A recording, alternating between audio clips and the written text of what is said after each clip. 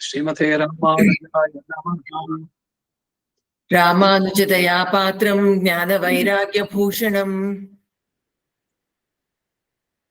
श्रीमद्वेङ्कटनाथार्यं लक्ष्मीनाथसमारम्भां नाथयामुनमध्यमाम् अस्मदाचार्यपर्यन्तां वन्दे गुरुपरम्पराम्। यो नित्यमच्युतपदाम्बुजयुग्मरुक्मा व्यामोहतस्तदितराणि तृणाय मेने अस्मद्गुरोर्भगवतौस्य दयैकसिन्धोः रामानुजस्य चरणौ शरणं प्रपद्ये। मातापिता युवतयस्तनया विभूतिः सर्वं यदेव नियमेन मदन्वयानाम् आद्यस्य न कुलपतेर्वकुलाभिरामं श्रीमत्तदङ्घ्रियुगलं प्रणमामि मूर्ध्ना। भूतं सरश्च महदाह्वयभट्टनाथ श्रीभक्तिसारकुलशेखर योगिवाहान् भक्ताङ्घ्रिरेणुपरकालयतीन्द्रमिश्रान् श्रीमत्पराङ्कुशमुनिं प्रणतोऽस्मि नित्यम्। व्यासं वसिष्ठनप्तारं शक्तेः पौत्रमकल्मषम् पराशरात्मजं वन्दे शुकतातं तपोनिधिम्। व्यासाय विष्णुरूपाय व्यासरूपाय विष्णवे नमो वै ब्रह्मनिधये वासिष्ठाय नमो नमः। अविकाराय शुद्धाय नित्याय परमात्मने सदैकरूपरूपाय विष्णवे सर्वजिष्णवे सम्यङ्न्यायकलापेन महता भारतेन च उपबृंहितवेदाय नमो व्यासाय विष्णवे। मुनिं स्निग्धाम्बुधाभासं वेदव्यासमकल्मषम् वेदव्यासं सरस्वत्यावासं व्यासं नमाम्यहम्। अचतुर्वदनो ब्रह्मा द्विबाहुरपरो हरिः अपाललोचनः शम्भुः भगवान् बादरायणः। कृष्णं कमलपत्राक्षं पुण्यश्रवणकीर्तनम् वासुदेवं जगद्योनिं नौमि नारायणं हरिम्। कृष्णाय यादवेन्द्राय ज्ञानमुद्राय योगिने नाथाय रुक्मिणीशाय नमो वेदान्तवेदिने। सारथ्यमर्जुनस्याजौ कुर्वन् गीतामृतं ददौ लोकत्रयोपकाराय तस्मै कृष्णात्मने नमः। सर्वोपनिषदो गावः दोग्धा गोपालनन्दनः पार्थो वत्सः सुधीर्भोक्ता दुग्धं गीतामृतं महत्। मलनिर्मोचनं पुंसां जलस्नानं दिने दिने सकृदीताम्बसि स्नानं संसारमलमोचनम्। गीता सुगीता कर्तव्या किमन्यैः शास्त्रविस्तरैः या स्वयं पद्मनाभस्य मुखपद्माद्विनिःसृताः। सर्वशास्त्रमयी गीता सर्वदेवमयो हरिः सर्वतीर्थमयी गंगा सर्वधर्ममयो मनुः। यस्मिन् प्रसादसुमुखे कवयोऽपि ते शास्त्राण्यशासुरिह यन्महिमाश्रयाणि कृष्णेन तेन यनिह स्वयमेव गीतं शास्त्रस्य तस्य सदृशं किमिहास्ति शास्त्रम्। भीष्मद्रोणतटा जयद्रथजला गान्धारनीलोत्पला शल्यग्राहवती कृपेण वहिनी कर्णेन वेलाकुला अश्वत्थामविकर्णघोरमकरा दुर्योधनावर्तिनीं सोत्तीर्णा खलु पाण्डवैरणनदी कैवर्तके केशवे। नमोऽस्तु ते व्यासविशालबुद्धे फुल्लारविन्दाय तपत्रनेत्र येन त्वया भारततैलपूर्णः प्रज्वालितो ज्ञानमयप्रदीपः। प्रपन्नपारिजाताय तोत्रवेत्रैकपाणये ज्ञानमुद्राय कृष्णाय गीतामृतदुहे नमः। वसुदेवसुतं देवं कंसचाणूरमर्दनम् देवकी परमानन्दं कृष्णं वन्दे जगद्गुरुम्। पाराशर्यवचः सरोजममलं गीतार्थगन्धोत्कटं नानाख्यानककेसरं हरिकथा सम्बोधना बोधितम् लोके सज्जन षट्पदैरहरः पेपीयमानं मुदा भूयाद् भारत पंकजं कलिमल प्रध्वंसिनः श्रेयसे मूकं करोति वाचालं पङ्गुं लङ्घयते गिरिम् यत्कृपातमहं वन्दे परमानन्दमाधवम् यं ब्रह्मा वरुणेन्द्ररुद्रमरुतस्तुन्वन्ति दिव्यैस्तवैः वेदैः साङ्गपदक्रमोपनिषदैर्गायन्ति यं सामगाः ध्यानावस्थिततद्गतेन मनसा पश्यन्ति यं योगिनो यस्यान्तं न विदुःसुरासुरगणा देवाय तस्मै नमः पार्थाय प्रतिबोधितां भगवता नारायणेन स्वयं व्यासेन ग्रथितां पुराणमुनिना मध्ये महाभारतम् अद्वैतामृतवर्षिणीं भगवतीम् अष्टादशाध्यायिनीम् अम्ब त्वामनुसन्दधामि भगवद्गीते भवद्वेषिणीम् अतः श्रीमद्भगवद्गीतासु उपनिषत्सु ब्रह्मविद्यायां योगशास्त्रे श्रीकृष्णार्जुनसंवादे अक्षरब्रह्मयोगो नाम अष्टमोऽध्यायः. ಮೊದಲಿನ 10 ಶ್ಲೋಕ ಜೊತೆನಲ್ಲಿ ಹೇಳುವಂತದ್ದಲ್ವೇ? ಹೌದು. ಅಷ್ಟಮೈಷಿ ಸಮೇತ ಶ್ರೀಕೃಷ್ಣಾಯ ಪರಬ್ರಹ್ಮಣೇ ನಮಃ. ಅರ್ಜುನ ಉವಾಚ ಕಿಂ ತದ್ಬ್ರಹ್ಮ ಕಿಮಧ್ಯಾತ್ಮಂ ಕಿಂ ಕರ್ಮ ಪುರುಷೋತ್ತಮ ಅಧಿಭೂತಂ ಚ ಕಿಂ ಪ್ರೋಕ್ತಂ ಅಧಿದೈವಂ ಕಿಮುಚ್ಯತೆ. ನೆಕ್ಸ್ಟ್ ಶ್ಲೋಕ ಹೇಳಿ. ಅಧಿಯಜ್ಞಃ ಕಥಂ ಕೋತ್ರ ದೇಹೇಸ್ಮಿನ್ ಮಧುಸೂದನ ಪ್ರಯಾಣ ಕಾಲೇ ಚ ಕಥಂ ಜ್ಞೇಯೋಸಿ ನಿಯತಾತ್ಮಭಿಃ. ಶ್ರೀ ಭಗವಾನುವಾಚ ಅಕ್ಷರಂ ಬ್ರಹ್ಮ ಪರಮಂ ಸ್ವಭಾವೋಧ್ಯಾತ್ಮಮುಚ್ಯತೆ ಭೂತಭಾವೋದ್ಭವಕರೋ ವಿಸರ್ಗಃ ಕರ್ಮ ಸಂಜ್ಞಿತಃ. ಶ್ರೀ ಭಗವಾನುವಾಚ ಅಕ್ಷರಂ ಬ್ರಹ್ಮ ಪರಮಂ ಸ್ವಭಾವೋಧ್ಯಾತ್ಮಮುಚ್ಯತೆ ಭೂತಭಾವೋದ್ಭವಕರೋ ವಿಸರ್ಗಃ ಕರ್ಮ ಸಂಜ್ಞಿತಃ. ಅಧಿಭೂತಂ ಕ್ಷರೋ ಭಾವಃ ಪುರುಷಶ್ಚಾಧಿದೈವತಂ ಅಧಿಯಜ್ಞೋಹಮೇವಾತ್ರ ದೇಹೇ ದೇಹಭೃತಾಂಬರ. ರಿಪೀಟ್ ಪನ್ನೆರಡು ಮಾತಮ್ಮೆ. ನೆಕ್ಸ್ಟ್. ಅಂತಕಾಲೇ ಚ ಮಾಮೇವ ಸ್ಮರನ್ ಮುಕ್ತ್ವಾ ಕಲೇವರಂ ಯಃ ಪ್ರಯಾತಿ ಸ ಮದ್ಭಾವಂ ಯಾತಿ ನಾಸ್ತ್ಯತ್ರ ಸಂಶಯಃ. ಯಂ ಯಂ ವಾಪಿ ಸ್ಮರನ್ ಭಾವಂ ತ್ಯಜತ್ಯಂತೆ ಕಲೇವರಂ ತಂ ತಮೇವೈತಿ ಕೌಂತೇಯ ಸದಾ ತದ್ಭಾವ ಭಾವಿತಃ. ತಸ್ಮಾತ್ ಸರ್ವೇಷು ಕಾಲೇಷು ಮಾಮನುಸ್ಮರ ಯುಧ್ಯ ಚ ಮಯ್ಯರ್ಪಿತ ಮನೋ ಬುದ್ಧಿಃ ಮಾಮೇ ವೈಶ್ಯಸ್ಯ ಸಂಶಯಃ. ಅಭ್ಯಾಸಯೋಗಯುಕ್ತೇನ ಚೇತಸಾ ನಾನ್ಯಗಾಮಿನಾ ಪರಮಂ ಪುರುಷಂ ದಿವ್ಯಂ ಯಾತಿ ಪಾರ್ಥಾನುಚಿಂತಯನ್. ಕವಿಂ ಪುರಾಣಮನುಶಾಸಿತಾರಂ ಅಣೋರಣೀಯಾಂ ಸಮನುಸ್ಮರೇದ್ಯಃ ಸರ್ವಸ್ಯ ಧಾತಾರಮಚಿಂತ್ಯ ರೂಪಂ ಆದಿತ್ಯವರ್ಣಂ ತಮಸಃ ಪರಸ್ತಾತ್. ಪ್ರಯಾಣ ಕಾಲೇ ಮನಸಾ ಚಲೇನ ಭಕ್ತ್ಯಾ ಯುಕ್ತೋ ಯೋಗ ಬಲೇನ ಚೈವ ಭ್ರುವೋರ್ಮಧ್ಯೆ ಪ್ರಾಣಮಾವೇಶ್ಯ ಸಮ್ಯಕ್ ಸತಂ ಪರಂ ಪುರುಷಮುಪೈತಿ ದಿವ್ಯಂ. ಇಲ್ಲಿಂದ ಮುಂದಿನ ಒಬ್ಬೊಬ್ರು ಒಂದೊಂದ್ಸಲಿ ನೀವು ರಿಪೀಟ್ ಮಾಡಿ. ಯದಕ್ಷರಂ ವೇದ ವಿದೋ ವದಂತಿ ವಿಶಂತಿ ಯದ್ಯತಯೋ ವೀತರಾಗಾಃ ಯದಿಚ್ಛಂತೋ ಬ್ರಹ್ಮಚರ್ಯಂ ಚರಂತಿ ತತ್ತೇ ಪದಂ ಸಂಗ್ರಹೇಣ ಪ್ರವಕ್ಷಿ.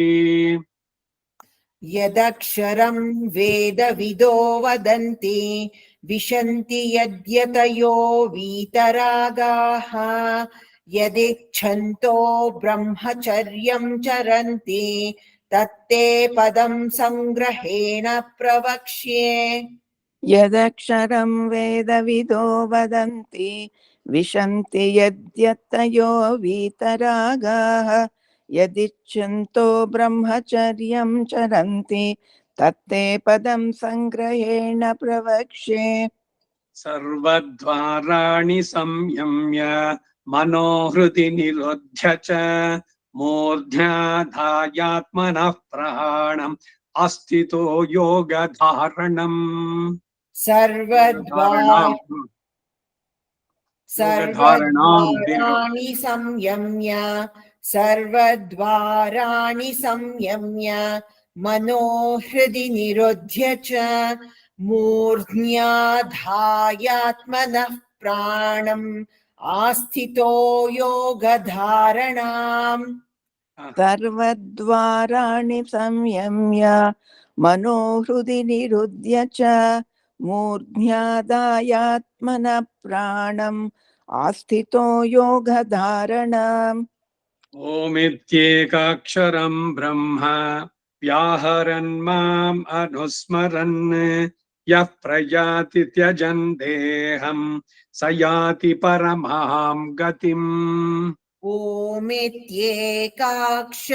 ब्रह्म व्याहरन् माम् अनुस्मरन् यः प्रयाति त्यजन् देहम् स याति परमाम् गतिम् ओमित्येकाक्षरं ब्रह्म व्याहरन् मामनुस्मरन् यः प्रयाति त्यजन् देहं स याति परमां गतिम् अनन्यचेताः सततम् यो माम् स्मरति नित्यशः तस्याहम् सुलभः पार्थ नित्ययुक्तस्य योगिनः अनन्यचेताः सततम् यो माम् स्मरति नित्यशः तस्याहम् सुलभः पार्थ नित्ययुक्तस्य योगिनः अनन्यचेता सततं यो मां स्मरति नित्यशः तस्याहं सुलभः पार्थ नित्ययुक्तस्य योगिनः मामुपेत्य पुनर्जन्म दुःखालयमशाश्वतम् नाप्नुवन्ति महात्मानः संसिद्धिम् परमाम् गताः मामुपेत्य पुनर्जन्म दुःखालयम् अशाश्वतम् नाप्नुवन्ति महात्मानः संसिद्धिम् परमाम् गताः मामुपेत्य पुनर्जन्म दुःखालयमशाश्वतम् नाप्नुवन्ति महात्मानः संसिद्धिं परमां गताः आब्रह्मभुवनाल्लोकाः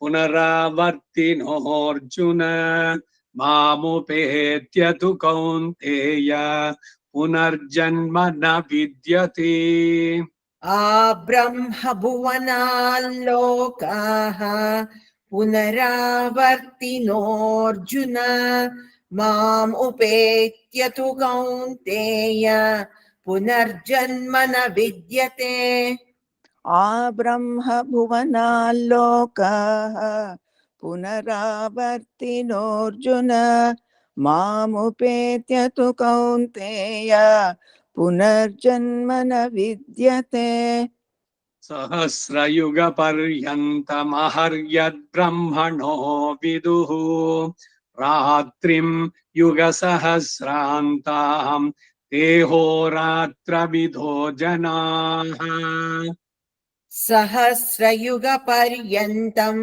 महर्यद्ब्रह्मणो विदुः रात्रिम् युगसहस्रान्ताम् देहोरात्रविदो जनाः सहस्रयुगपर्यन्तम् अहर्यद्ब्रह्मणो विदुः रात्रिं युगसहस्रान्ताम् देहोरात्रविदो जनाः अव्यक्ताद्व्यक्तयः सर्वाः प्रभवन्त्यहरागमे रात्र्यागमे प्रलीयन्ते तत्रैवाव्यक्तसंज्ञके अव्यक्ताद्व्यक्तयः सर्वाः प्रभवन्त्यः रागमे रात्र्यागमे प्रलीयन्ते तत्रैवाव्यक्तसंज्ञके अव्यक्ताद्व्यक्तयः सर्वाः प्रभवन्त्यः रागमे रात्र्यागमे प्रलीयन्ते तत्रैवाव्यक्तसंज्ञके भूतग्रामः स एवायम् भूत्वा भूत्वा प्रलीयते रात्र्यागमे वशः पार्थ प्रभवत्यः रागमे भूतग्रामः स एवायम् भूत्वा भूत्वा प्रलीयते रात्र्यागमे वशः पार्थ प्रभवत्यः रागमे भूतग्रामः स एवायम् भूत्वा भूत्वा प्रलीयते रात्र्यागमे वशः पार्थ प्रभवत्यः रागमे परस्तस्मात्तु भावोऽन्यो व्यक्तो व्यक्तात् सनातनः यः स सर्वेषु भूतेषु नश्यत्सु न विनश्यति परस्तस्मात्तु भावोऽन्यो व्यक्तो व्यक्तात् सनातनः यः सर्वेषु भूतेषु नश्यत्सु न विनश्यति परस्तस्मात्तु भावोऽन्यो व्यक्तो व्यक्तात् सनातनः यः स सर्वेषु भूतेषु नश्यत्सु न विनश्यति ಈಗ 21ರಿಂದ ಪದ ಬಿಡಿಸಿದ್ರೆ ಅವ್ಯಕ್ತಃ ಅಕ್ಷರಃ ಇತಿ ಉಕ್ತಃ ತಂ ಆಹುಃ ಪರಮಾಂ ಗತಿಂ ಯಂ ಪ್ರಾಪ್ಯ ನ ನಿವರ್ತಂತೆ ತತ್ ಧಾಮ ಪರಮಂ ಮಮ ಅವ್ಯಕ್ತೋಕ್ಷರ ಇತ್ಯುಕ್ತಃ अव्यक्तोऽक्षर इत्युक्तः अव्यक्तोऽक्षर इत्युक्तः ತಮಾಹುಃ ಪರಮಾಂ ಗತಿಂ तमाहुः परमां गतिम् तमाहुः परमां गतिम् ಯಂ ಪ್ರಾಪ್ಯ ನ ನಿವರ್ತಂತೆ यं प्राप्य न निवर्तन्ते यं प्राप्य न निवर्तन्ते तद्धाम परमं मम तद्धाम परमं मम तद्धाम परमं मम ಯಾವುದನ್ನ ಅವ್ಯಕ್ತ ಅಕ್ಷರ ಅಂತ ಹೇಳಿದಾಗದೋ ಆ ಅಕ್ಷರ ಎಂಬ ಅವ್ಯಕ್ತ ಭಾವವನ್ನ ಪರಮಗತಿ ಅಂತ ಹೇಳ್ತಾರೆ. ಇದು ನಾನು ಈ ಪುಸ್ತಕ ಇಟ್ಕೊಂಡಿದ್ದೇನೋ ಇದಕ್ಕಿನ್ನು ಬಹಳ ವಿಶೇಷವಾದ ಅರ್ಥಗಳು ರಾಮಾನುಜರ ಭಾಷೆ ಗೀತಾ ಭಾಷ್ಯದಲ್ಲಿ ಅನುಸಂಧಾನ. ಅದು ಶನಿವಾರ ಭಾನುವಾರಗಳಲ್ಲಿ ಕೇಳಿದ್ರೆ ಇನ್ನು ಬಹಳ ಸಮರ್ಪಕವಾಗಿ ಸಮಂಜಸವಾಗಿ ರಾಮಾನುಜರು ಭಾಷ್ಯವನ್ನ ಬರೀತಾರೆ. ಒಂದೊಂದೇ ಶ್ಲೋಕಕ್ಕೆ ಇಂಟ್ರೊಡಕ್ಷನ್, ಆ ಶ್ಲೋಕದ ಅರ್ಥ, ಅದಾದ್ಮೇಲೆ ಅದಕ್ಕೆ ಕಾಮೆಂಟ್ರಿ, ಇದು ಬರುವಂತ ಅಲ್ಲಿ ಅರ್ಥಗಳಲ್ಲಿ ವ್ಯತ್ಯಾಸ ಆಗುತ್ತೆ. ದ್ವೈತ ಅದ್ವೈತ ವಿಶಿಷ್ಟ ಅದ್ವೈತ ಇದಿಷ್ಟೇ ಎಲ್ಲ ಬೇರೆ ಬೇರೆ ಸ್ಕೂಲ್ ಆಫ್ ಥಾಟ್ಸ್ಗಳು ಈ ರೀತಿನಲ್ಲಿ ಬರುವಂತ. ಆದ್ರೆ ಇಲ್ಲಿ ಏನಿದೆಯೋ ಪುಸ್ತಕದಲ್ಲಿ ಅದನ್ನ ಸುಮ್ನೆ ಹೇಳ್ತಾ ಇದ್ದೀನಿ ಸಂಗ್ರಹವಾಗಿ, ಒಂಚೂರು ಸ್ವಲ್ಪ ಪದ ವಿಂಗಡಣೆಯ ಅರ್ಥ ಆಗ್ಲಿ ಅಂತ. ಸೊ ಅವ್ಯಕ್ತ ಅಕ್ಷರ ನಕ್ಷರತಿ ಇತಿ ಅಕ್ಷರ, ಯಾವುದು ಕ್ಷಯಿಸೋದಿಲ್ವೋ, ಎಂದೆಂದಿಗೂ ಇದ್ದೇ ಇರುತ್ತೆ. ಅದು ಭಗವಂತನಿಗೆ ಹೇಳುವಂತಹದ್ದು, ಆತ್ಮನಿಗೂ ಇದು ಅನ್ವಯ, ಅದರಲ್ಲಿ ಹೇಳ್ಬೇಕಾದ ಹಾಗೆ. ಯಾವ ಆ ಸನಾತನ ಅವ್ಯಕ್ತ ಭಾವವನ್ನು ಪಡೆದುಕೊಂಡವನೋ ಹಿಂದಕ್ಕೆ ಬರೋದಿಲ್ವೋ ಅಂತಹ ಅದೇ ನನ್ನ ಪರಮಧಾಮ, ಅರ್ಥಾತ್ ಅದು ಮೋಕ್ಷ. ನಾವ್ ಹೇಳುವಂತಹದ್ದು ಸರ್ವೋಚ್ಚವಾದಂತ ತದ್ಧಾಮ ಪರಮಂ ಮಮ. ಇಲ್ಲಿ ಎರಡು, ಒಂದು ಲೀಲಾ ವಿಭೂತಿ, ಇನ್ನೊಂದು ನಿತ್ಯ ವಿಭೂತಿ. ಈ ಲೀಲಾ ವಿಭೂತಿನಲ್ಲಿ ಈ ಅಖಿಲಾಂಡ ಕೋಟಿ ಬ್ರಹ್ಮಾಂಡಗಳು, ಒಂದು ಬ್ರಹ್ಮಾಂಡ ಅಂದ್ರೆ 14 ಲೋಕಗಳು, ಎಲ್ಲವೂ ಎಲ್ಲಿ ತನಕ ಇರುತ್ತೆ. ಆ ಚತುರ್ಮುಖ ಬ್ರಹ್ಮ, ಅವನಿಗೆ 100 ವರ್ಷ ಆಯುಸ್ಸು. ಅವನ್ 100 ವರ್ಷ ಆಯುಸ್ ಆದ್ಮೇಲೆ ಎಲ್ಲ ಮುಗೀತು, ಪೂರ ಎಲ್ಲವೂ ಖಾಲಿ, ಏನೂ ಇರೋಲ್ಲ ಅಲ್ಲಿ, ಎಲ್ಲ ನೀರಿನಲ್ಲಿ ಆವೃತವಾಯ್ತು. ಮತ್ತೆ ಇವನು ಆಲದೆಲೆಯ ಮೇಲೆ ಇದ್ದು ಈ ಎಲ್ಲ ಚೇತನರನ್ನ ಎಲ್ಲ ತನ್ನ ಉದರದಲ್ಲೇ ಇಟ್ಕೊಂಡು ರಕ್ಷಣೆ ಮಾಡಿ, ಯಾವಾಗ ಮತ್ತೆ ಉಂಡು ಉಮಿಳ್ದು ಸೃಷ್ಟಿಯನ್ನ ಮಾಡ್ತಾನೋ ಅವಾಗ ಹೊಸದಾಗಿ ಇನ್ನೊಬ್ಬ ಆ ಪೋಸ್ಟ್ ಬರ್ತಾನೆ. ಚತುರ್ಮುಖ ಬ್ರಹ್ಮನ ಪದವಿಗೆ ಯಾರು ಹಿಂದಿನ ಇದ್ರಲ್ಲಿ ತಪಸ್ಸು ಮಾಡಿದ್ನೋ ಅದಕ್ಕೆ ಬೇಕಾದಂತಹದ್ದು ಅವನಿಗೆ ಅದು ಸಿಗತ್ತೆ. ಬ್ರಹ್ಮ, ಈ ಅಷ್ಟದಿಕ್ಪಾಲಕರು, ಇವ್ರ ಪದವಿಗಳೆಲ್ಲ ಅಷ್ಟೇ, ಪೋಸ್ಟ್ ಅದು. ಈಗ ಲೇಬರ್ ಮಿನಿಸ್ಟರ್ ಇದ್ದಾರೆ, ಹೆಲ್ತ್ ಮಿನಿಸ್ಟರ್ ಇದ್ದಾರೆ, 5 ವರ್ಷಕ್ಕೆ ಬದಲಾಗ್ತಾರೆ, ಅದೇ ಮಿನಿಸ್ಟರ್ ಕೂತಿರೋಲ್ಲ ಅಲ್ಲಿ. ಹಾಗೆ ಪ್ರತಿ ಒಬ್ಬ ಬ್ರಹ್ಮನಿಗೂ ಬದಲಾವಣೆ ಆಗ್ತಾ ಆಗ್ತಾ ಬರುತ್ತೆ. ಇದು ಲೀಲಾ ವಿಭೂತಿ, ಇದು ಭಗವಂತನ ಲೀಲಾ ವಿಭೂತಿ. ಆದ್ರೆ ಯಾರು ಈ ಭಗವಂತನನ್ನ ಆಶ್ರಯಿಸಿ ಅವನ ಬಗ್ಗೆ ತಿಳಿದು ಅವನಲ್ಲಿ ಶರಣಾಗ್ತಾರೋ ಅವರು ನಿತ್ಯ ವಿಭೂತಿಗೆ ಹೋಗ್ತಾರೆ. They will never return to this world. ಅದು ನನ್ನ ಪರಮಧಾಮ. ಅದಕ್ಕೆ ಅಕ್ಷರ, ಅಪರಾಜಿತ, ಅಪ್ರಾಕೃತ, ಸಾಕೇತ, ಕಲಂಗ, ಪೆರುನಹರ್, ಮೋಕ್ಷ, ವೈಕುಂಠ, ಶುದ್ಧ ಸತ್ವ, ಇವೆಲ್ಲ ಬೇರೆ ಬೇರೆ ಹೆಸರುಗಳು ವೈಕುಂಠಕ್ಕೆ. ಅದು ಪರ್ಮನೆಂಟ್ ಆಗಿರುವಂತದ್ದು, ಎಂದಿಗೂ ಅದು ನಾಶವೇ ಆಗೋದಿಲ್ಲ. ಅದನ್ನ ಇಲ್ಲಿ ಹೇಳ್ತಾ ಇದ್ದೇನೆ, ಅದು ನನ್ನ ಪರಮಧಾಮ. ಮುಂದಿನ ಶ್ಲೋಕ. ಪುರುಷಃ ಸಹ ಪರಃ ಪಾರ್ಥ ಭಕ್ತ್ಯ ಲಭ್ಯ ತು ಅನನ್ಯಯ ಯಸ್ಯ ಅಂತಸ್ಥಾನಿ ಭೂತಾನಿ ಯೇನ ಸರ್ವಂ ಇದಂ ತತಂ ಪುರುಷಃ ಸ ಪರಃ ಪಾರ್ಥ. ಪುರುಷಃ ಸ ಪರಃ ಪಾರ್ಥ ಪುರುಷಃ ಸ ಪರಃ ಪಾರ್ಥ ಭಕ್ತ್ಯಾ ಲಭ್ಯಸ್ತ್ವನನ್ಯಯ. ಭಕ್ತ್ಯಾ ಲಭ್ಯಸ್ತ್ವನನ್ಯಯ ಭಕ್ತ್ಯಾ ಲಭ್ಯಸ್ತ್ವನನ್ಯಯ ಯಸ್ಯಾಂತಸ್ಥಾನಿ ಭೂತಾನಿ ಯಸ್ಯಾಂತಸ್ಥಾನಿ ಭೂತಾನಿ ಯಸ್ಯಾಂತಸ್ಥಾನಿ ಭೂತಾನಿ ಯೇನ ಸರ್ವಮಿದಂ ತತಂ. ಯೇನ ಸರ್ವಮಿದಂ ತತಂ. ಯೇನ ಸರ್ವಮಿದಂ ತತಂ. ಹೇ ಪಾರ್ಥ, ಜೀವ ಸಮುದಾಯ, ಎಲ್ಲ ಚೇತನ ಅಚೇತನಗಳು ಎರಡು ಕೂಡ ನಮ್ಮ ಸಿದ್ಧಾಂತದ ಪ್ರಕಾರ ಎಲ್ಲ ಯಾವ ಪರಮಾತ್ಮನಲ್ಲಿ ಅಂತರ್ಗತವಾಗಿದೆಯೋ ಅದು ಎಷ್ಟು ಆಶ್ಚರ್ಯವಾಗಿ ಆಳ್ವಾರುಗಳು ಕೊಂಡಾಡ್ತಾರೆ ಅಂದ್ರೆ, ಒಂದು ಸಂದೇಹ ನನಗೆ, ಭಗವಂತ ಎಲ್ಲವೂ ನಿನ್ನಲ್ಲೇ ಇದೆ ಅಂದ್ರು, ನೀನು ಒಂದು ಆಲದೆಲೆಯ ಮೇಲೆ ಮಲಗಿದೆ, 14 ಲೋಕಗಳು ನಿನ್ನ ಉದರದಲ್ಲಿ, ನೀನು ಆಲದೆಲೆಯ ಮೇಲೆ, ಆ ಆಲದೆಲೆ ಆ ಪ್ರಳಯ ಜಲದಲ್ಲಿ. ಈಗ ಆ ಪ್ರಳಯ ಜಲ ಎಲ್ಲಿ ಇತ್ತು? ನಿನ್ನೊಳಗಿತ್ತ? ಇಲ್ಲ ನೀನ್ ಅದ್ರೊಳಗಿದ್ಯಾ? ಇದು ಸ್ವಲ್ಪ ನನಗೆ ವಿವರಿಸಿ ಹೇಳು ಅಂತಾರೆ ಮೊದಲ ಆಳ್ವಾರಗಳು ತಿರುವಂದಾದಿನಲ್ಲಿ. ಹೀಗೆ ಅವನ ಆ ವ್ಯಾಪ್ತಿ ಇದನ್ನ ಹೇಳುವಂತ. ಈಗ ನಾವೇನೋ ಒಂದು ಊಟನೋ ಮತ್ತೊಂದು ಏನೋ ಒಂದು ಮಾಡಿದ್ವಿ, ಷಡ್ ಸೋಪೇತವಾದಂತ ಇದು ಏನು ಬಾಯಿನಲ್ಲಿ ತಿನ್ಬೇಕಾದ್ರೆ ಇದು ಕಹಿ, ಅದು ಒಗಚು, ಇದು ಸಿಹಿ, ಅದು ಕರಂ, ಭಕ್ಷ್ಯ, ಭೋಜ್ಯ ಎಲ್ಲ ಒಳಗಡೆ ಹೋದ್ಮೇಲೆ ಎಲ್ಲ ಒಂದು ಮಾಸ್ ಉಂಡೆ ಆಗಿದೆ ಅಷ್ಟೇ. ಆದ್ರೆ ಭಗವಂತನ ಉದರದಲ್ಲಿ ಎಲ್ಲವೂ ಸಪರೇಟ್ ಆಗಿ ಇದೆಯಂತೆ, ಒಂದಕ್ಕೊಂದು ಮಿಕ್ಸ್ ಆಗೋಲ್ಲ. ಇದು ಬಹಳ ಆಶ್ಚರ್ಯ ಆಗುವಂತದ್ದು. ಹೀಗೆ ನೋಡಿದವಳು ಯಶೋದೆ.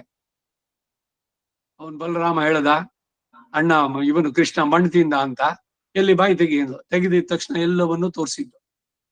ಹೀಗೆ ಆ ಸೃಷ್ಟಿ ಇದ್ರಲ್ಲಿ ಅಂತಹ ನನ್ನನ್ನ, ಪುರುಷ ಅಂದ್ರೆ ನಾರಾಯಣ ಏವ, ಅಂತಹ ನನ್ನನ್ನ ಪಡೆಯೋದಕ್ಕೆ ಭಕ್ತಿ ಮಾರ್ಗ ಒಂದು ಬಿಟ್ಟು ಬೇರೆ ಯಾವುದೂ ಇಲ್ಲ.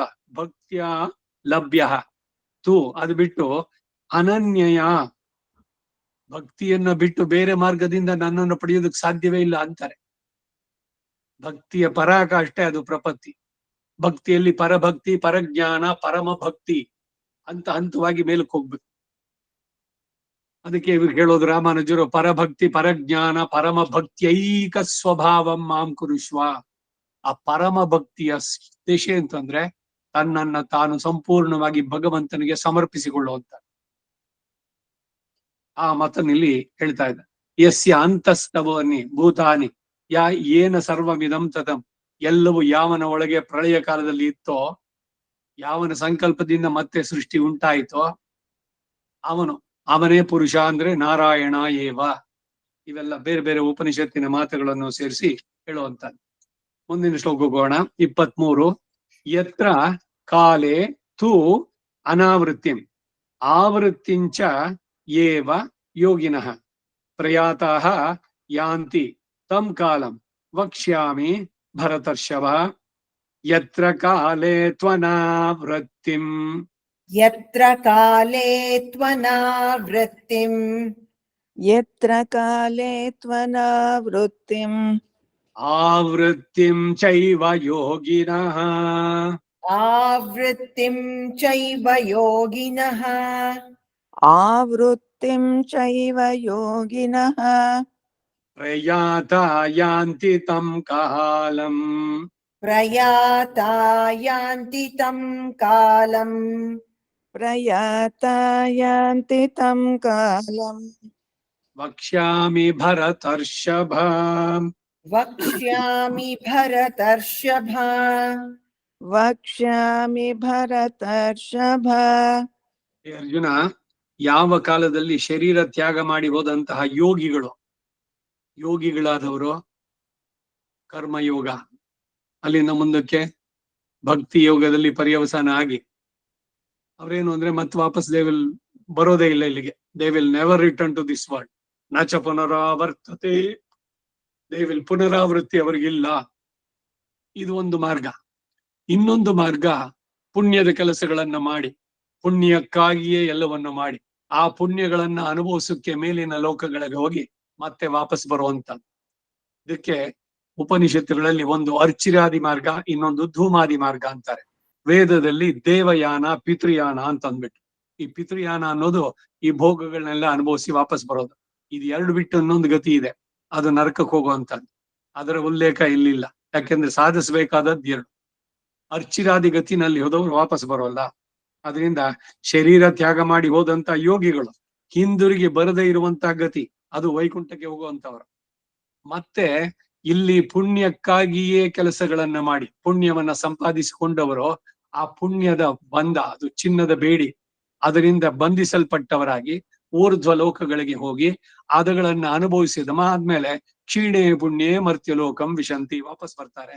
ಇದಕ್ಕೆ ಧೂಮಾದಿ ಮಾರ್ಗ ಅಂತ.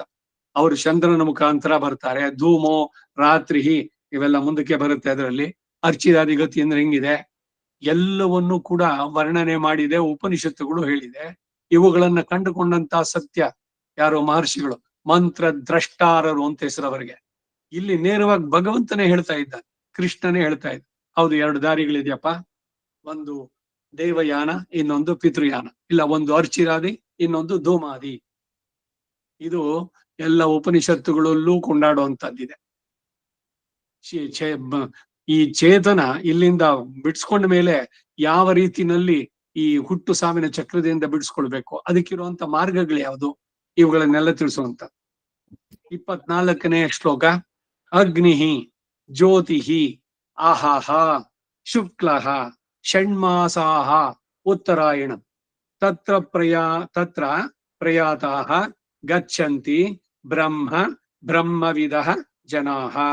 ಅಗ್ನಿರ್ಜ್ಯೋತಿರಃ ಶುಕ್ಲಃ ಅಗ್ನಿರ್ಜ್ಯೋತಿರಃ ಶುಕ್ಲಃ ಅಗ್ನಿರ್ಜ್ಯೋತಿರಃ ಶುಕ್ಲಃ ಷಣ್ಮಾಸಾ ಉತ್ತರಾಯಣಂ ಷಣ್ಮಾಸಾ ಉತ್ತರಾಯಣಂ ಷಣ್ಮಾಸ ಉತ್ತರಾಯಣಂ ತತ್ರ ಪ್ರಯಾತಾ ಗಚ್ಚಂತಿ ತತ್ರ ಪ್ರಯಾತಾ ಗಚ್ಚಂತಿ ತತ್ರ ಪ್ರಯಾತಾ ಗಚ್ಚಂತಿ ಬ್ರಹ್ಮವಿದೋ ಜನಾಃ ಬ್ರಹ್ಮವಿದೋ ಜನಾಃ ಬ್ರಹ್ಮವಿದೋ ಜನಾಃ. ಯಾವ ಮಾರ್ಗದಲ್ಲಿ ಜ್ಯೋತಿರ್ಮಯ ಅಗ್ನಿ ಅಭಿಮಾನಿ ದೇವತೆ ಇದ್ದಾನೆ, ಹಗಲಿನ ಅಭಿಮಾನಿ ದೇವತೆ ಇದ್ದಾನೆ, ಶುಕ್ಲ ಪಕ್ಷದ ಅಭಿಮಾನಿ ದೇವತೆ ಇದ್ದಾನೆ, ಮತ್ತು ಉತ್ತರಾಯಣದ 6 ಮಾಸಗಳು ಅಭಿಮಾನಿ ದೇವತೆ ಇದ್ದಾನೋ, ಆ ಮಾರ್ಗದಲ್ಲಿ ಅಂತಿಮ ಯಾತ್ರೆ ಮಾಡಿದಂತ ಬ್ರಹ್ಮಜ್ಞಾನಿ ಯೋಗಿಗಳು ಈ ಮೇಲೆ ತಿಳಿಸಿದ ದೇವತೆಗಳ ಮೂಲಕ ಕ್ರಮಶಃ ಕರೆದೊಯ್ಯಲ್ಪಡ್ತಾರೆ. ಬ್ರಹ್ಮರಂಧ್ರವನ್ನ ಭೇದಿಸಿ ಇವರು ಹೊರಟಾದಾಗ ಇದನ್ನೇ ಪ್ರಾತರ ಅನುಸಂಧೇಯ ಶ್ಲೋಕದ್ವಯ. ಮುಕ್ತೋರ್ಚಿತ್ ದಿನ ಪೂರ್ವ ಪಕ್ಷ ಚೊಡದಂಗ್ ಮಾಸಾಬ್ದ ವಾತಾಂಶಮತೆ ಗ್ಲೌವಿದ್ಯದ್ ವರುಣೇಂದ್ರ ಧಾತೃಮಯಿತಃ ಸೀಮಾಂತ ಸಿಂಧ್ವಾಪ್ಲುತಃ ಶ್ರೀ ವೈಕುಂಠ ಸಮುಪೇತ್ಯ ನಿತ್ಯಮಜಣಂ ತಸ್ಮಿನ್ ಪರಬ್ರಹ್ಮಣ ಸಾಯುಜ್ಯಂ ಸಮುವಾಪ್ಯ ನಂದತಿ ತಂ ತೇನ ಇವ ಧನ್ಯ ಪುಮಾನೆ. 1 ವರ್ಷಕ್ಕೆ 2 ಅಯನಗಳು. ಅಯನ ಅಂದ್ರೆ ಮಾರ್ಗ ಅಂತ ಅಷ್ಟೇ. ಒಂದು ಉತ್ತರಾಯಣ, ಇನ್ನೊಂದು ದಕ್ಷಿಣಾಯನ. ಅದನ್ನೇನೆ ದೇವಯಾನ, ಪಿತೃಯಾನ ಅಂತ, ಅಥವಾ ಅರ್ಚಿರಾದಿ ಮಾರ್ಗ, ಧೂಮಾದಿ ಮಾರ್ಗ ಅಂತ. ಶುಕ್ಲ ಪಕ್ಷ ಬೆಳಗ್ಗೆ ಉತ್ತರಾಯಣದಲ್ಲಿ. ಈ ಕಾರಣದಿಂದಾನೇ ಭೀಷ್ಮ ಉತ್ತರಾಯಣದ ಹಿರಿಮೆಯನ್ನು ತೋರಿಸ್ಬೇಕು ಅಂತ ದಕ್ಷಿಣಾಯನದಲ್ಲಿ ಮುಗಿಲಿ ಅಂತ ಕಾಯ್ತಾ ಇದ್ದ. ಅವನು ಅವ್ರ ಅಪ್ಪ ಕೊಟ್ಟಿದ್ವ ಬರ, ಇಚ್ಛಾಮರಣಿ, ನೀನ್ ಯಾವಾಗ ಇಷ್ಟಪಡ್ತೀಯ ಯಾವಾಗ ನಿನಗೆ ಮರಣ ಬರ್ಲಿ ಅಂತ. ಸೊ ಚಾಯ್ಸ್ ಇದ್ದಾಗ ಒಳ್ಳೆ ಇದನ್ನೇ ಹರಿಸ್ಕೊಳ್ಳೋದು. ಹಾಗಾಗಿ ಅವನು ಕಾದ ಉತ್ತರಾಯಣ. ಅದನ್ನ ಇಲ್ಲಿ ಹೇಳ್ತಾ ಇದ್ದಾನೆ. ಒಂದೊಂದಕ್ಕೂ ಅಭಿಮಾನಿ ದೇವತೆಗಳು. ಇಲ್ಲಿ ಎಷ್ಟು ಮಟ್ಟಿಗೆ ಬರುತ್ತೆ ಅಂದ್ರೆ ಬಹಳ ವಿವರಗಳು ಉಪನಿಷತ್ತು ಬಹಳ ಸುಂದರವಾಗಿ ಹೇಳುತ್ತಿದ್ದ. ಇವನು ಈ ಶರೀರ ಬಿಟ್ಟ ಕ್ಷಣ ಬೆಳಗಿನಲ್ಲಿ ಉತ್ತರಾಯಣದಲ್ಲಿ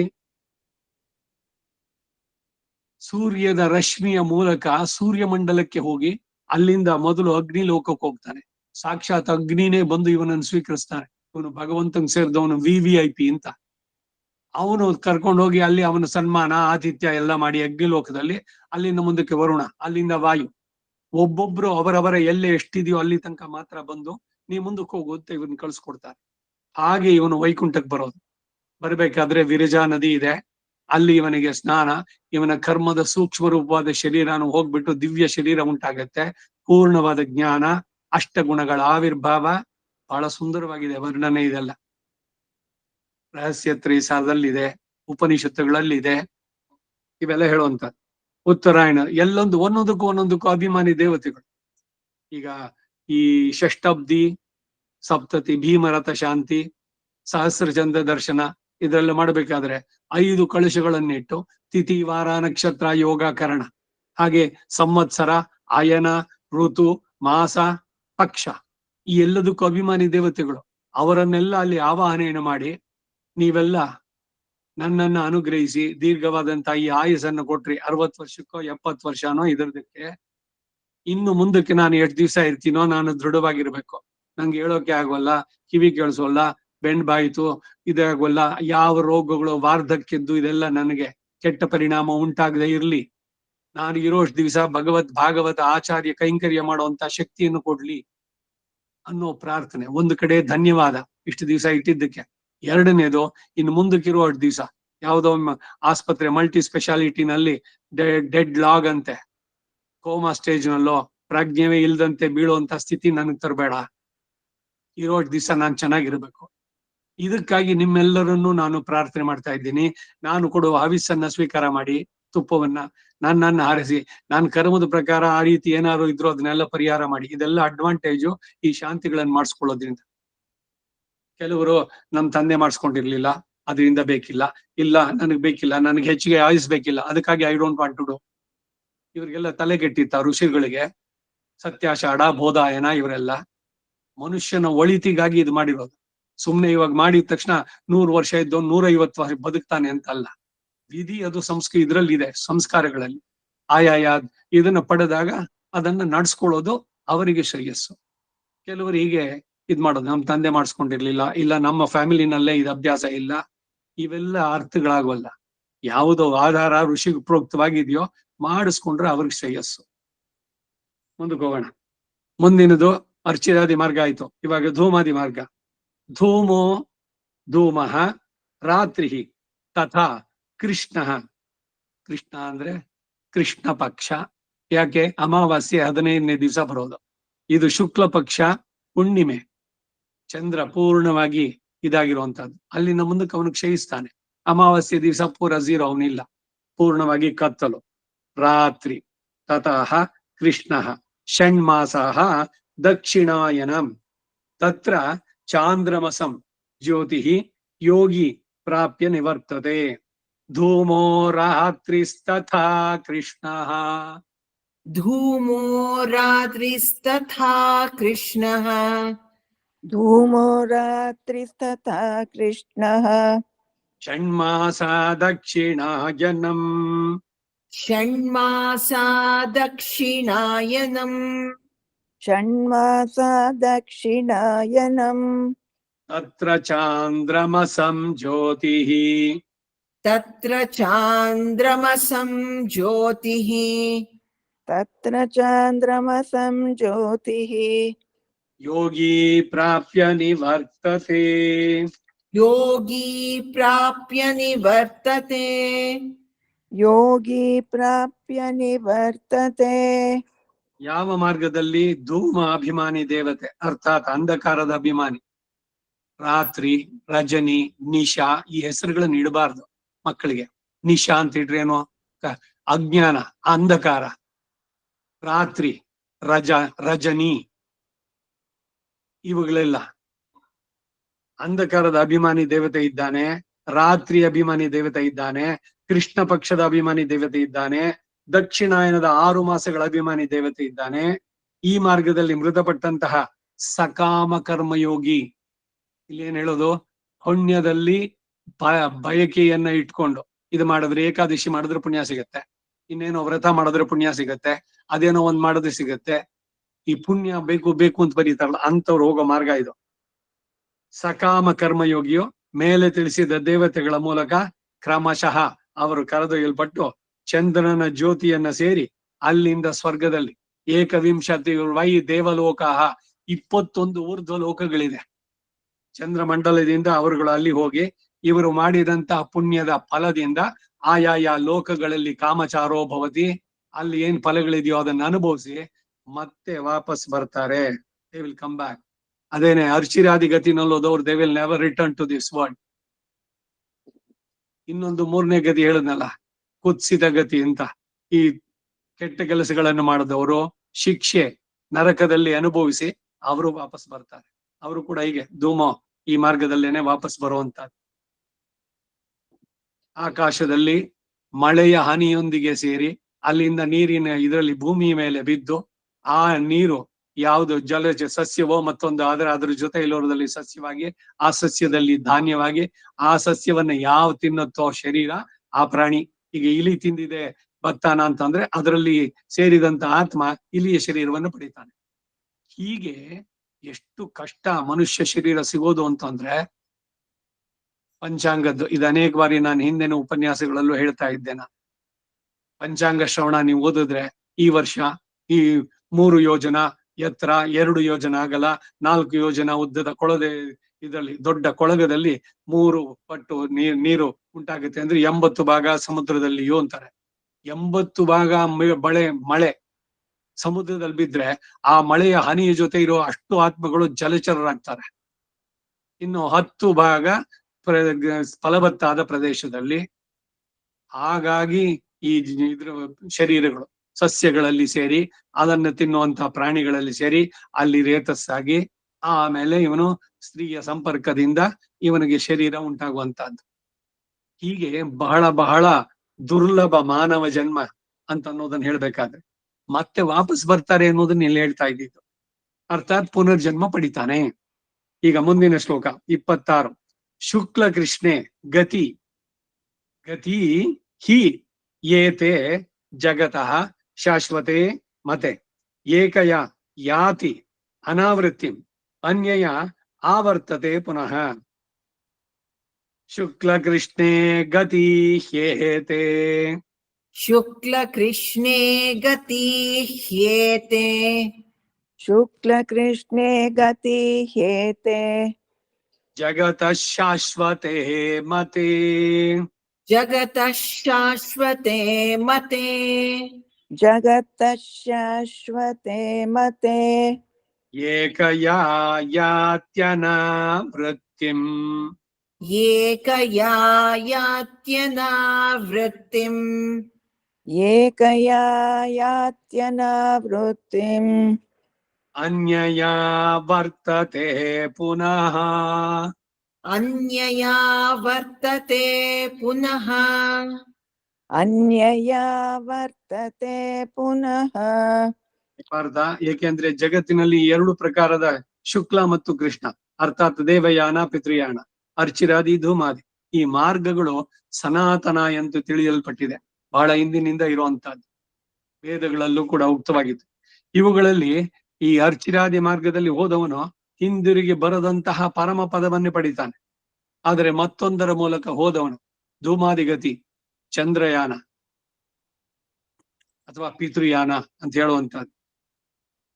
ಅದರಲ್ಲಿ ಹೋದವರು ಆಯಾಯ ಲೋಕದ ಭೋಗಗಳನ್ನ ಅನುಭವಿಸಿ ಇವರ ಪುಣ್ಯಕ್ಕೆ ಏನಿದೆಯೋ ಆ ಫಲಗಳನ್ನ ಅನುಭವಿಸಿ ದೇ ವಿಲ್ ಕಮ್ ಬ್ಯಾಕ್. ಒಂದು ಗ್ರೂಪ್ ವಾಪಸ್ ಬರ್ತಾರೆ, ಇನ್ನೊಂದು ಮಾರ್ಗದಲ್ಲಿ ಹೋದವರು they will never return to this world. ಅದನ್ನ ಹೇಳ್ತಾನೆ, ಜನನ ಮರಣದ ಇದಕ್ಕೆ ಮತ್ತೆ ಮತ್ತೆ ಇವರು ಆಗ್ತಾರೆ. ಇಲ್ಲಿ ಪುಣ್ಯದ ಕೆಲಸ ಅಂತ ಪುಣ್ಯ ಮಾಡಿ ಮಾಡಿ ಆ ಪುಣ್ಯವನ್ನು ಸಂಚಯನ ಮಾಡೋದು. ಆ ಪುಣ್ಯದ ಫಲವನ್ನು ಅನುಭವಿಸದೆ ನಿಮಗೆ ಆ ಜನ್ಮ ಹೋಗೋಲ್ಲ, ಕರ್ಮ ಶರೀರ ಹೋಗುದಿಲ್ಲ. ಅದಕ್ಕಾಗಿ ಬೇರೆ ಬೇರೆ ಶರೀರಗಳು. ಇಲ್ಲಿಂದ ದೇವತೆ ಆಗಿ ಹೋದವನು ಯಾರು? ಇಲ್ಲೇ ಸ್ವರ್ಗ ಕಾಮೋ ಯಜೇತ. ಈ ಕಾರಣದಿಂದಾನೇ ಮನುಷ್ಯ ಜನ್ಮ ದೇವತೆಗಳಿಗಿಂತಲೂ ಬಹಳ ಶ್ರೇಷ್ಠ ಅಂತ ಹೇಳೋದು. ಯಾಕೆಂದ್ರೆ ಅಲ್ಲಿಯ ಜನ್ಮಗಳು ನಮಗಿಂತ ಖಂಡಿತ ಅವ್ರದ್ದು ಲೈಫ್ ಪ್ಯಾಟ್ರನ್ ಆಗ್ಲಿ, ಭೋಗಗಳಲ್ಲಾಗ್ಲಿ, ಆನಂದದಲ್ಲಾಗ್ಲಿ, ಊರ್ಧ್ವಲೋಕಗಳಲ್ಲಿ ಇದಕ್ಕಿಂತ ಹೆಚ್ಚಿಗೆ ಇದೆ. ಆದರೆ ಅವ್ರು ಅಲ್ಲಿಂದಾನೇ ಮೋಕ್ಷಕ್ಕೆ ಹೋಗಕ್ಕಾಗಲ್ಲ. ಮೋಕ್ಷ ಬೇಕು ಅಂದ್ರೆ ಇದು ಕರ್ಮ ಭೂಮಿ, ಇದು ಪುಣ್ಯ ಭೂಮಿ. ಧನ್ಯಾಸ್ತುತೆ ಭಾರತ ಭೂಮಿ ಭಾಗೆ ಅಂತ ಅದಕ್ಕೆ ಭಾಗವತದಲ್ಲಿ ಈ ಹಿರಿಮೆಯನ್ನು ಕೊಂಡಾಡೋದು. ಭಾರತದಲ್ಲಿ ಜನಿಸ್ಬೇಕು ಆತ್ಮದ ಉದ್ಧಾರ ಆಗ್ಬೇಕಾದ್ರೆ. ಇಲ್ಲೇನೆ ಭೋಗ ಭೂಮಿ ಅಂತಾರೆ. ಈಗ ಅಮೆರಿಕಾನೋ, ಆಸ್ಟ್ರೇಲಿಯಾನೋ, ಆಫ್ರಿಕಾನೋ, ಲಂಡನ್ನೋ, ಇಲ್ಲಿ ಅಂದ್ರೆ ಅಲ್ಲಿ ಚೆನ್ನಾಗಿರ್ಬೋದು ನೀವು, ಎಲ್ಲ ನಿಮ್ಮ ಇಂದ್ರಿಯ ತೃಪ್ತಿಗಳು, ಭೋಗಗಳಿಗೆ ಏನೇನ್ ಕಂಫರ್ಟ್ಸೋ ಅದು. ಆದ್ರೆ ಮೋಕ್ಷ ಸಾಮ್ರಾಜ್ಯಕ್ಕೆ ಹೋಗ್ಬೇಕಾದ್ರೆ ಇಲ್ಲಿ ಜನಿಸ್ಬೇಕು. ಆತ್ಮದ ಉದ್ಧಾರ ಬಯಸೋದಾದ್ರೆ ಕರ್ಮ ಭೂಮಿ ಇದು, ಅದು ಪುಣ್ಯ ಭೂಮಿಗಳು, ಇದು ಕರ್ಮ ಭೂಮಿ. ಹಾಗೆ ಸ್ವರ್ಗಾದಿ ವಾಸಗಳು ಹೋದ್ರೆ ಮತ್ ವಾಪಸ್ ಬರ್ಬೇಕು. ಹಾಗೆ ಅದರಿಂದ ಜನನ ಮರಣಗಳಿಂದ ಬಿಡಿಸ್ಕೊಳ್ಬೇಕು ಅಂತಂದ್ರೆ ಅರ್ಚಿರಾದಿ ಮಾರ್ಗದಲ್ಲಿ ಆಗ್ಬೇಕು. ಈ ಕರ್ಮ ಭೂಮಿಯಲ್ಲಿ ಸಾಧಿಸಬೇಕು.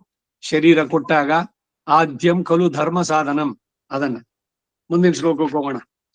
28ನೇ ಶ್ಲೋಕ ಕಡೆಯದು ಈ 8ನೇ ಅಧ್ಯಾಯಕ್ಕೆ. ವೇದೇಶು ಯಜ್ಞೇಶು ತಪಃಸು ಅತಂಬಿ 27. 27 ಆಗ್ಲಿಲ್ವಾ? ಓ ಸರಿ. ನ ಏತೆ ಶ್ರುತಿ ಸಾಕು, ಒಟ್ಟು ಸುಳಿಯೋದು. ಶ್ರುತಿ ಅರ್ಥ ಜಾನನ್ ಯೋಗಿ ಮುಹ್ಯತಿ ಕಶ್ಚನ ತಸ್ಮಾತ್ ಸರ್ವೇಷು ಕಾಲೇಶು ಯೋಗಯುಕ್ತ ಭವ. ಹೇ ಅರ್ಜುನ, ನೈತೆ ಶ್ರುತಿ ಪಾರ್ಥ ಜಾನನ್. ನೈತೆ ಶ್ರುತಿ ಪಾರ್ಥ ಜಾನನ್. ನೈತೆ ಶ್ರುತಿ ಪಾರ್ಥ ಜಾನನ್. ಯೋಗಿ ಮುಹ್ಯತಿ ಕಶ್ಚನ. ಯೋಗಿ ಮುಹ್ಯತಿ ಕಶ್ಚನ. ಯೋಗಿ ಮುಹ್ಯತಿ ಕಶ್ಚನ. ತಸ್ಮಾತ್ ಸರ್ವೇಷು ಕಾಲೇಷು. ತಸ್ಮಾತ್ ಸರ್ವೇಷು ಕಾಲೇಷು. ತಸ್ಮಾತ್ ಸರ್ವೇಷು ಕಾಲೇಷು ಯೋಗಯುಕ್ತೋ ಭವಾರ್ಜುನ. ಯೋಗಯುಕ್ತೋ ಭವಾರ್ಜುನ. ಯೋಗಯುಕ್ತೋ ಭವಾರ್ಜುನ. ಪಾರ್ಥ, ಈ ರೀತಿಯಾಗಿ 2 ಮಾರ್ಗಗಳು ಯಥಾರ್ಥವಾಗಿ ತಿಳಿಯುತ್ತಾ ಯಾರು ಸಹ ಯೋಗಿಯಾದವನೋ ಅವನು ಮೋಹಕ್ಕೆ ಒಳಗಾಗೋದಿಲ್ಲ. ಅಯ್ಯೋ ನಾನು ಪುಣ್ಯಕ್ಕಾಗಿ ನಾನು ಈ ಕೆಲಸ ಮಾಡ್ತೀನಿ ಅಂತಂದ್ರೆ ಅದು ನಿಮಗೆ ಚಿನ್ನದ ಬೇಡಿ ಹಾಕ್ತಾ ಇದ್ದಾರೆ ಅಷ್ಟೇ. ನೀವು ಮಾಡಿದ ಕೆಲಸ ಪುಣ್ಯ ಬೇಕು ಅಂತ ಮಾಡಿದ್ದಕ್ಕೆ. ಈ ಕಾರಣದಿಂದಲೇ ಹೇ ಅರ್ಜುನ, ನೀನು ಎಲ್ಲಾ ಕಾಲದಲ್ಲೂ ಕೂಡ ಸಮತ್ವ ಬುದ್ಧಿ ರೂಪಿ ಯೋಗದಿಂದ ಕೂಡಿರು. ಸುಖ ದುಃಖಗಳು ಇದನ್ನು ಬಿಟ್ಟು, ಫಲದಲ್ಲಿ ಆಸೆಯನ್ನು ಬಿಟ್ಟು, ನಾನು ಮಾಡ್ತಾ ಇದ್ದೀನಿ ಅನ್ನೋದನ್ನು ಬಿಟ್ಟು, ಇದು ನನ್ನ ಕರ್ಮ ಅನ್ನೋದನ್ನ ಬಿಟ್ಟು, ಎಲ್ಲವೂ ಭಗವದರ್ಪಿತವಾಗಿ ನನಗೆ ಸಮರ್ಪಣೆ ಮಾಡಿ, ಅರ್ಥಾತ್ ನಿರಂತರ ನನ್ನ ಸಾಕ್ಷಾತ್ಕಾರ ಪಡೆಯಲು ಸಾಧನ ಮಾಡು ನೀನು. ಯೋಗ ಎಲ್ಲರೂ ನಡೆಸ್ಬೇಕು. ಏನ್ ಯೋಗ ಅಂದ್ರೆ ರಾಮದೇವ್ ಯೋಗನ, ಇಲ್ಲ BK ಸೈಂಗಾರ್ ಯೋಗನ, ಪತಂಜಲಿ ಯೋಗನ,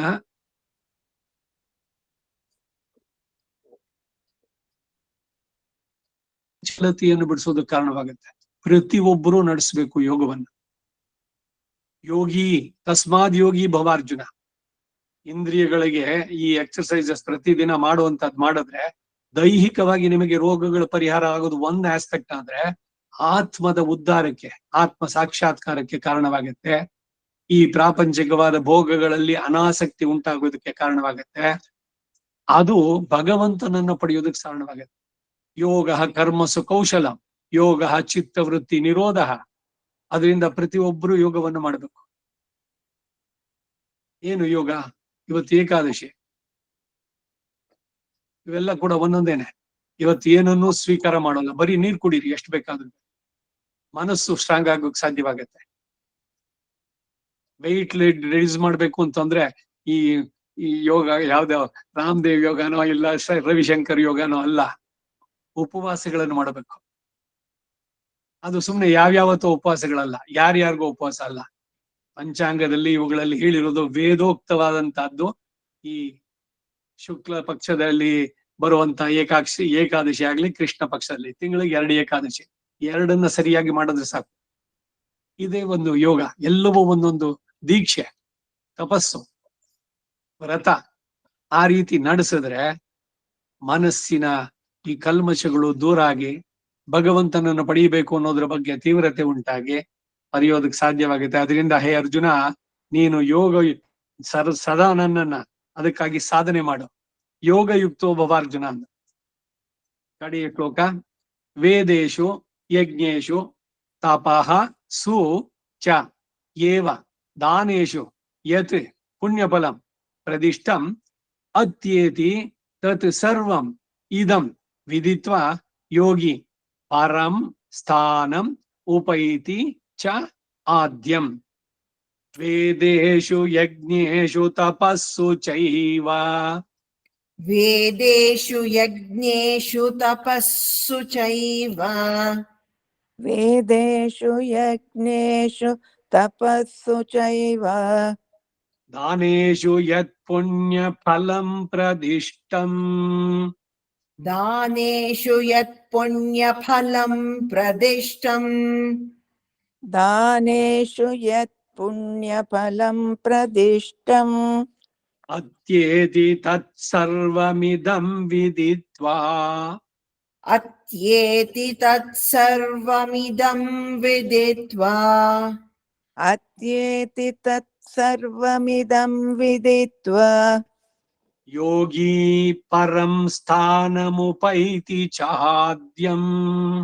ಯೋಗಿ ಪರಂ ಸ್ಥಾನಮುಪೈತಿ ಚಾದ್ಯಂ. ಯೋಗಿ ಪರಂ ಸ್ಥಾನಮುಪೈತಿ ಚಾದ್ಯಂ. ಮೊದಲು ಯೋಗಿ ಆಗಬೇಕು. ಯೋಗಿ ಆಗೋದು ಅಂದ್ರೆ ಅದೇ ಸೇಮ್ ತಾತ್ವಿಕ ತ್ಯಾಗ. ಅದರೊಂದಿಗೆ ಎಲ್ಲವನ್ನು ಭಗವದ್ ಅರ್ಪಿತವಾಗಿ, ಯಾವುದನ್ನು ಪುಣ್ಯಕ್ಕಾಗಿ ಮಾಡೋದಲ್ಲ, ಭಗವತ್ ಪ್ರೀತ್ಯರ್ಥವಾಗಿ ಮಾಡೋದು, ಶ್ರದ್ಧೆಯಿಂದ ಮಾಡೋದು, ಪ್ರೀತಿಯಿಂದ ಮಾಡೋದು, ಭಗವದ್ ಅರ್ಪಿತವಾಗಿ ಮಾಡುವಂತಹದ್ದು.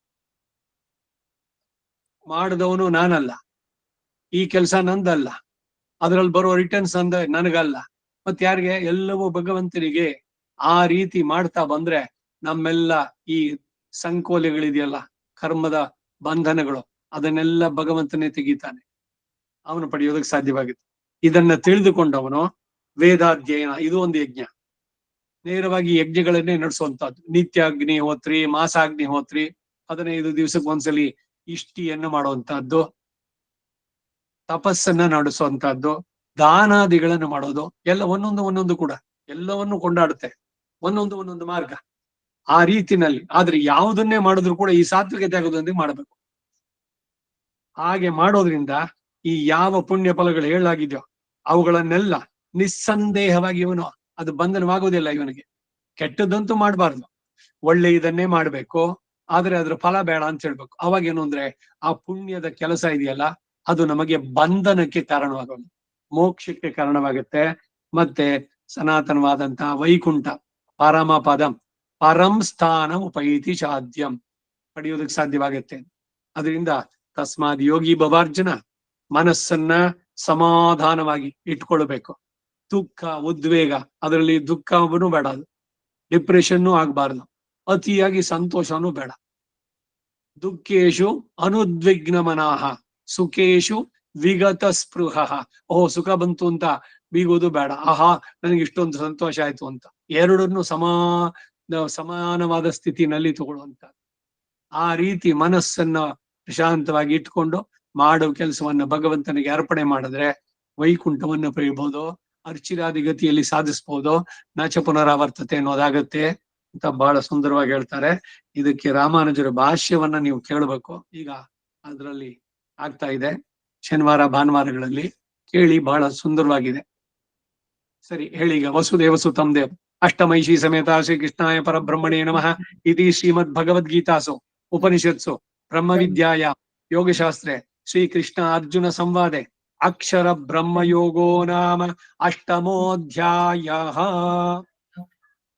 वसुदेवसुतं देवं कंसचाणूरमर्दनम् देवकी परमानन्दं कृष्णं वन्दे जगद्गुरुम् अतसी पुष्पसङ्काशं हारनूपुरशोभितम् रत्नकङ्कणकेयूरं कृष्णं वन्दे जगद्गुरुम् कुटिलालकसंयुक्तं पूर्णचन्द्रनिभाननम् विलसत्कुण्डलधरं देवं कृष्णं वन्दे जगद्गुरुम् मन्दारगन्धसंयुक्तं चारुहासं चतुर्भुजम् बर्हिपिञ्चावचूडाङ्गं कृष्णं वन्दे जगद्गुरुम् उत्फुल्लपद्मपत्राक्षं नीलजीमूतसन्निभम् यादवानां शिरोरत्नं कृष्णं वन्दे जगद्गुरुम् गोपिका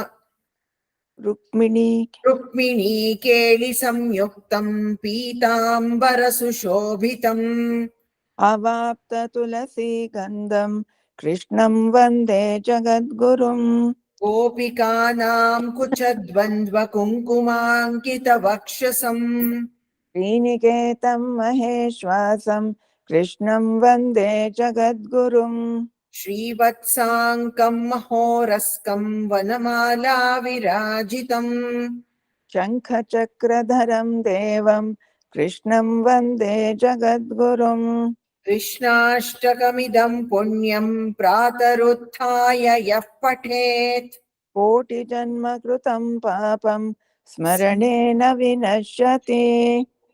कवितार्किक सिंहाय कल्याण गुणशालिने श्रीमते वेंकटेशाय वेदांत गुरवे नमः. सर्वं श्री वासुदेवार्पणमस्तु.